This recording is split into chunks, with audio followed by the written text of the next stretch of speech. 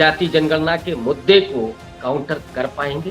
वो by chance इस देश के नागरिक नहीं है, बाई चॉइस भारत के नागरिक है, लेकिन वो सरकार इतनी तानाशाही में तब्दील होती है कि वो किसी की परवाह नहीं करती और न जाने कैसे कैसे विभत्स आरोप लगाए गए जिनको मैं आपसे शेयर भी नहीं कर सकता। जाति जनगणना का डर इतना है नरेंद्र मोदी को कि उन्होंने आज तक सेंसस नहीं करवाया। भारतीय जनता पार्टी की पूरी राजनीति हिंदुत्व के मुखौटे में सोशल इंजीनियरिंग की रही। सीए एनआरसी ला करके भारतीय जनता पार्टी ने अपने इरादे साफ कर दिए हैं।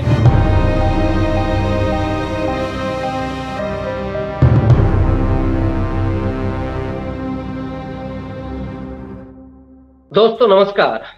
देश नीति के इस विशेष कार्यक्रम अब होगा न्याय में मैं रविकांत आपका हार्दिक स्वागत करता हूं। दोस्तों, क्या सीए का जिन्न अब फिर से बोतल से बाहर आ गया है? अभी अभी एक बड़ी खबर आ रही है कि गृह राज्य मंत्री अजय मिश्र टेनी, जी हां वही टेनी साहब जिनके बेटे की बड़ी चर्चा हुई थी किसान आंदोलन के समय, उन्हीं गृह राज्य मंत्री अजय मिश्रा टेनी ने पश्चिम बंगाल के 24 परगना जिले में एक ऐलान किया है। वहां वो मतुआ दलित समुदाय के वार्षिक उत्सव में शामिल होने के लिए गए थे और उनके बीच में अजय मिश्रा टेनी ने कहा कि 30 मार्च 2024 तक सीएए के नियम आ जाएंगे। इसका मतलब ये है कि भारतीय जनता पार्टी फिर से अपने उसी कोर एजेंडे पर आ रही है। ये शायद राहुल गांधी और नीतीश कुमार के जातीय जनगणना के मुद्दे की काट के तौर पर नरेंद्र मोदी लेकर के आ रहे हैं, लेकिन सवाल ये है कि क्या वो जाति जनगणना के मुद्दे को काउंटर कर पाएंगे? लेकिन सबसे पहले जरा सीए एनआरसी को फिर से समझने की कोशिश करते हैं। आपको याद होगा दिसंबर 2019 की साल जब कैबिनेट ने सीए एनआरसी को पास किया, उसके तत्काल बाद पूरे देश में 14% के बराबर मुस्लिम आबादी आंदोलित हो गई थी, परेशान हो गई थी, सड़कों पर उतर आई थी कि उनके नागरिकता पर सवाल खड़ा किया जा रहा है, उनसे नागरिक होने का सबूत मांगा जा रहा है। वो मुस्लिम जिनके पास एक चॉइस थी पाकिस्तान जाने की, लेकिन वो भारत में ही रहते हैं। वो बाई चांस इस देश के नागरिक नहीं है, बाई चॉइस भारत के नागरिक हैं और उन पर भारतीय जनता पार्टी ने जिस तरह से प्रश्न खड़ा किया था वो उनके वजूद को ललकारता है और फिर वो शाहीन बाग में आंदोलनरत होते हैं।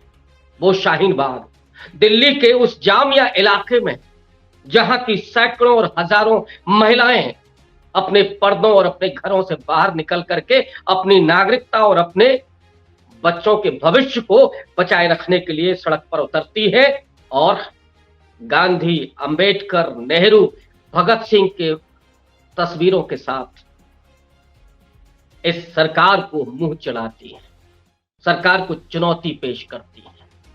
सरकार खामोशी ओढ़ लेती है, लेकिन उसने कभी इस आंदोलनकारियों से बात करने की जरा भी कोशिश नहीं की। पिछले 10 साल में इस देश में 2 बड़े आंदोलन खड़े होते हैं और दोस्तों, डॉक्टर अंबेडकर ने 25 नवंबर 1949 को संविधान सभा के अपने अंतिम भाषण में यह कहा था कि अब किसी खूनी क्रांति की जरूरत नहीं होगी, देश की समस्याएं लोकतंत्र और उनके विधानों के जरिए हल होंगी। बावजूद इसके अगर किसानों को सड़क पर उतर करके 13 महीने दिल्ली की सरहदों पर गुजारने पड़ते हैं तो ये चुनी हुई सरकार की बेरहमी को दिखाता है। वो सरकार जिसे इस देश के 1.25 करोड़ लोगों ने चुन करके भेजा, लेकिन वो सरकार इतनी तानाशाही में तब्दील होती है कि वो किसी की परवाह नहीं करती। 750 किसान शहीद हो जाते हैं, लेकिन जब वक्त आता है उत्तर प्रदेश के चुनाव का, तब मोदी जी को यह एहसास होता है कि उनकी तपस्या पूरी नहीं हो सकी और वो उन 3 काले कानूनों को वापस लेते हैं।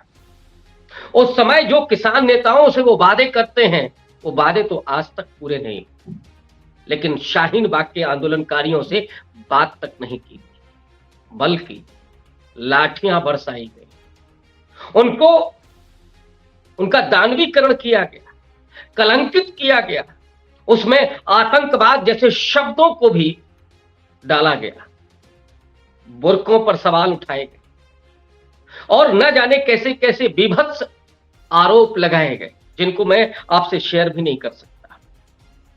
और जब दिल्ली का चुनाव आया तो अमित शाह ने जो कहा कि इस तरह से बटन दबाना कि करंट शाहीन बाग में लगे, नरेंद्र मोदी तो उस वक्त कपड़ों से पहचानने की बात कर रहे थे। वो शाहीन बाग का आंदोलन जमींदोज कर दिया गया कोरोना काल में। उन तमाम महिलाओं पर भी जबरन उनको धकेला गया पीछे। वो दो दादियां, अगर आपको याद हो, जिन्हें दुनिया में बड़ा तवज्जो मिली थी और इस देश के लोकतंत्र को वाइब्रेंट बनाने में, जीवंत बनाने में उस शाहीन बाग आंदोलन की बड़ी भूमिका मानी जाती है। लेकिन कोरोना की वजह से उस पूरे आंदोलन को खत्म कर दिया गया।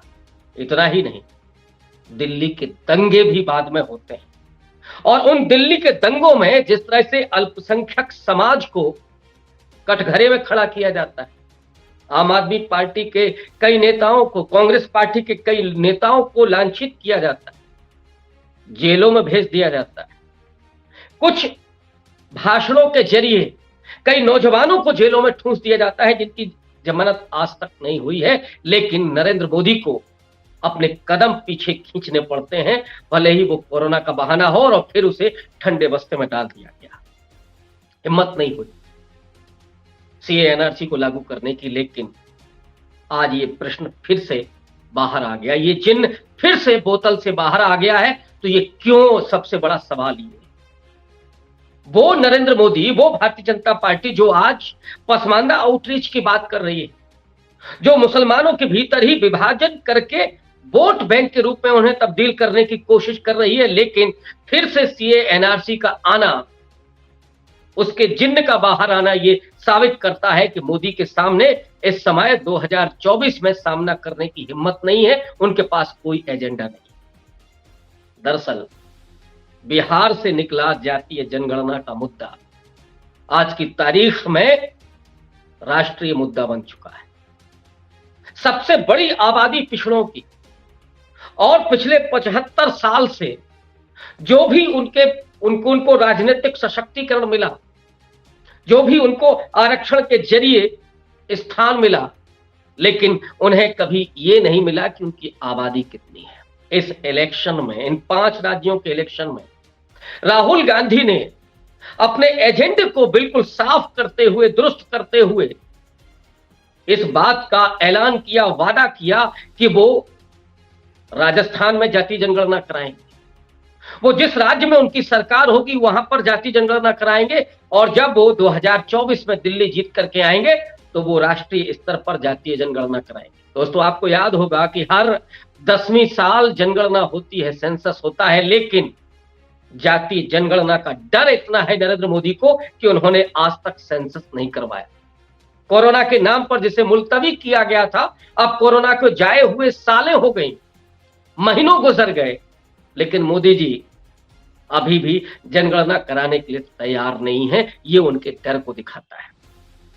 भारतीय जनता पार्टी ने हिमाचल और कर्नाटक में नरेंद्र मोदी की पूरी इमेज को झोंका, हिंदुत्व का कार्ड भी चला।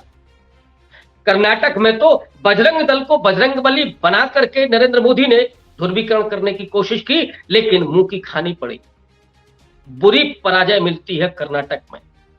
और ऑर्गेनाइजर ये लिखता है, संघ का मुखपत्र ये लिखता है कि अब हिंदुत्व के एजेंडे और नरेंद्र मोदी के चेहरे पर चुनाव नहीं जीते जा सकते। वहीं से ये मंथन शुरू होता है कि अब आखिर किस मुद्दे पर भारतीय जनता पार्टी लोकसभा चुनाव में जाए। 22 जनवरी को राम मंदिर का उद्घाटन हो रहा है, प्राण प्रतिष्ठा होनी, नरेंद्र मोदी चीफ गेस्ट हैं, लेकिन ये अंदाजा आज आरएसएस और नरेंद्र मोदी को भी है कि अब मंदिर का मुद्दा वोट जुगाड़ू नहीं।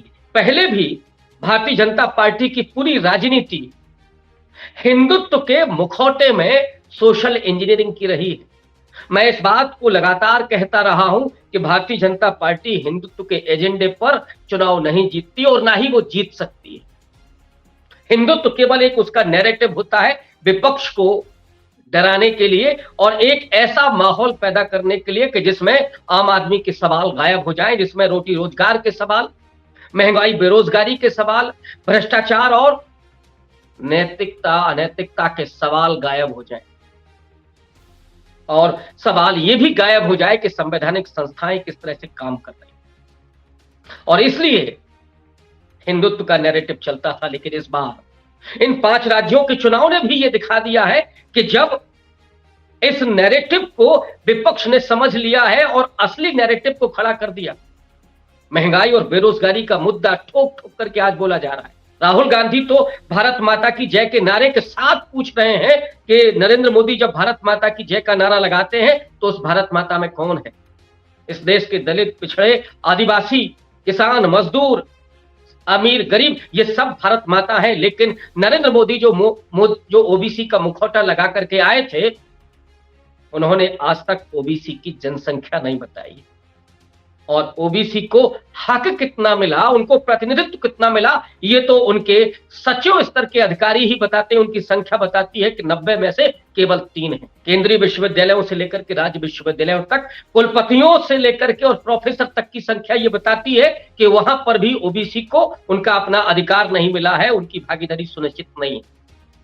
मीडिया में कितने ओबीसी, कितने दलित हैं, ये भी राहुल गांधी ने पूछ लिया था और तब भारत की राजनीति केवल जातीय जनगणना, ओबीसी का इशू, सामाजिक न्याय के इर्द गिर्द घूमने लगी थी और भारतीय जनता पार्टी की आंखों के सामने धुंध थी और उसी में वो एक ऐसे मुद्दे की तलाश कर रही थी जो उसे कम से कम सहारा दे सके, उसे चुनाव के मैदान में जाने की हिम्मत दे सके। और सीए एनआरसी ला करके भारतीय जनता पार्टी ने अपने इरादे साफ कर दिए हैं कि अब कोई नहीं होगी, केवल सांप्रदायिक ध्रुवीकरण ही उसका एकमात्र एजेंडा होगा। और इसीलिए ये सीए का फिर से जिन्न बाहर आया है। 42 लोकसभा सीटों वाले पश्चिम बंगाल में 24 परगना जिले में थे अजय मिश्र टेनी और वहां पर उन्होंने इस बात को कहा। गौरतलब है कि पश्चिम बंगाल और असम के लिए बांग्लादेशी घुसपैठियों का मामला, कथित रूप से घुसपैठियों का मामला पहले से भी राजनीतिक मुद्दा रहा है। लेकिन जब यह कानून बना, उस कानून में जो प्रावधान किया गया वो संविधान के खिलाफ था। कानून यह था कि 2015 तक आने वाले 3 देशों के, यानी पाकिस्तान, अफगानिस्तान और बांग्लादेश से आने वाले 6 अल्पसंख्यक समुदाय जो धार्मिक प्रताड़ना की वजह से भारत में आए हैं, उन्हें नागरिकता दी जाएगी। हिंदू, बौद्ध, जैन, सिख, ईसाई और पारसी। सवाल यह था कि मुस्लिम क्यों नहीं? इसलिए मुस्लिम नहीं क्योंकि भारतीय जनता पार्टी को एंटी मुस्लिम राजनीति करनी है और मुसलमानों के खिलाफ खड़ा करके इस देश में बहुसंख्यकवाद के जरिए सत्ता हासिल करनी है। लेकिन सवाल वहीं पर छिपा हुआ था कि जो नरेंद्र मोदी अगर ओबीसी की आबादी नहीं बता सकते, जाति जनगणना नहीं करा सकते, तो फिर क्या उन्हें हिंदुओं का पैरोकार माना जा सकता है? राहुल गांधी ने ठीक जगह चोट की कि नरेंद्र मोदी काम तो अडानी के लिए करते हैं, इसलिए उन्हें अडानी की जय बोलनी चाहिए। और उन्होंने तो ओबीसी के साथ अन्याय किया है, अत्याचार किया है। और यह भी बताया राहुल गांधी ने कि 2024 में जब हम आएंगे तो जातीय जनगणना कराएंगे।